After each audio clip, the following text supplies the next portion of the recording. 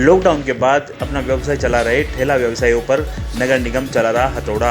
आपको बता दें, उदयपुर में नगर निगम द्वारा आज सुगढ़ सर्कल पर ठेला संचालकों पर नगर निगम ने कार्रवाई करते हुए बिना लाइसेंस ठेला संचालकों को वहां से हटाया गया। इस बात पर सीपीएम नेता राजेश सिंह भी मौके पर पहुंचे और ठेला संचालकों के पक्ष में नगर निगम से बात की। उन्होंने कहा कि वेंडिंग कमेटी बनी हुई है, इसके तहत कोई भी ठेला संचालकों को यहां से हटा नहीं सकता। नगर निगम उदयपुर द्वारा जो सुगढ़ सर्किल पर ठेलों को हटाने की कार्रवाई की जा रही है, उसका हम लोग विरोध करते हैं। हम ये बताना चाहते हैं कि हम सभी लोग कानून से बंधे हुए हैं। स्ट्रीट वेंडर्स एक्ट 2014 जब से इस देश में लागू हुआ, उसमें ये स्पष्ट प्रावधान किया गया है कि किसी भी ठेला, फुटपाथ, केबिन व्यवसायी को आप यातायात बाधा, अवैध कब्जे, अतिक्रमण के नाम पर आप उनको बेदखल नहीं कर सकते।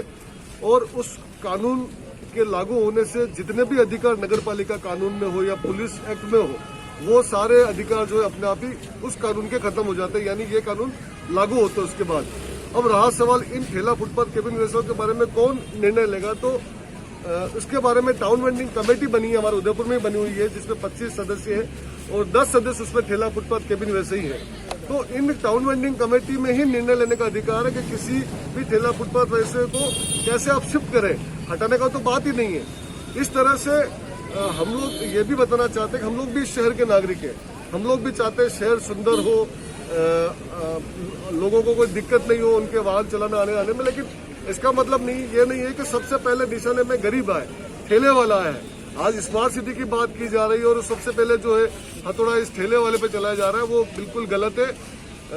नगर निगम को जो पैसा मिलता है बजट का, मैं बताना चाहता हूँ, ये डॉक्यूमेंट है कि स्ट्रीट वेंडर्स के लिए 5% जो बजट आता है उसका राशि खर्च करने का प्रावधान है।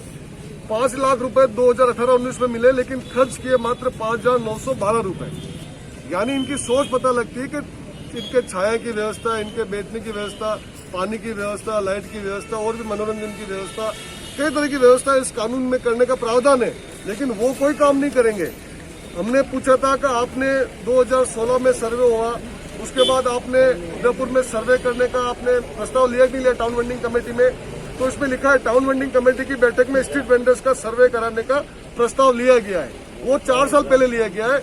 इस उदयपुर में सैकड़ों लोगों ने, कम से कम 2000 लोगों ने, मैं बता सकता हूं आपको, जिन्होंने स्टाम्प के साथ, एप्लीकेशन के साथ 4 साल पहले से 3 साल पहले तक उन्होंने अपने आवेदन जमा कराए और इसमें प्रस्ताव लिया नगर निगम की टाउन वेंडिंग कमेटी ने, लेकिन उनको किसी को भी जो है सर्वे में शामिल करने और उनको रजिस्ट्रेशन सर्टिफिकेट देने का उनको काम नहीं।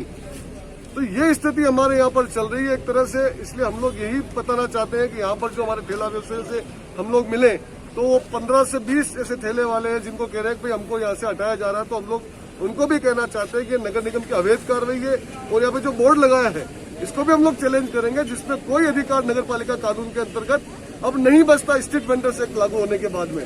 इसलिए हम इन लोगों की लड़ाई कानून की लड़ाई है और सबसे बड़ी बात है इंसानियत की लड़ाई है।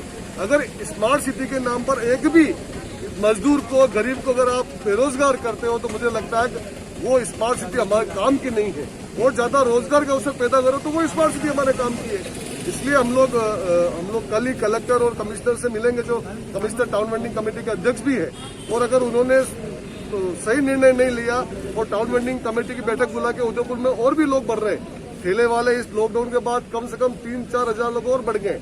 हम लोग भी चाहते हैं कि भाई इस शहर में व्यवस्था बनी रहे, लेकिन यह निर्णय करने का अधिकार टाउन वेंडिंग कमेटी को है। उसमें निर्णय लेके हम लोग भी उस पर सहयोग करेंगे। हमारे ठेला, फुटपाथ व्यवसायियों को भी सहयोग करने के लिए हम लोग बात करेंगे। तो हम यही कहना चाहते हैं। और अगर ये नहीं माने, जो एक तरह से नशा चढ़ा हुआ है इनको एक तरह से सत्ता का, तो मुझे लगता है जनता अच्छे को नशा उतार देती है। तो आने वाले वक्त में हम वही काम करने का काम करेंगे।